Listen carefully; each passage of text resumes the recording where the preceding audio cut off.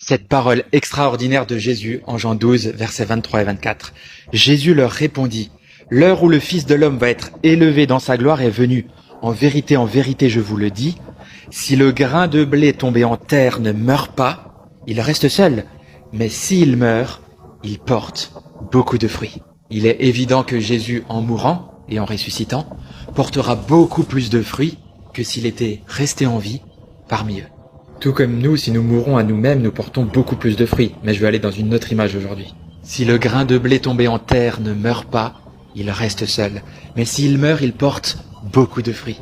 La parole de Jésus montre également que la mort perd toute sa connotation scandaleuse, parce qu'elle s'inscrit dans le cycle de vie. C'était déjà le cas de tous les êtres vivants, végétaux et animaux, avant l'apparition des êtres humains. Et c'est toujours le cas des micro-organismes qui vivent et meurent dans nos intestins, sans lesquels nous ne pourrions pas vivre.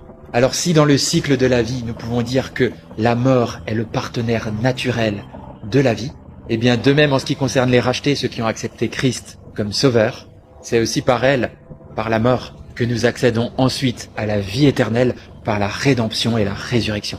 Et c'est aussi pour ça qu'un chrétien n'est pas censé avoir peur de la mort terrestre. Je termine avec ce verset de Philippiens 1, verset 21. « En effet, Christ est ma vie, et mourir m'est un gain. » Soyez bénis.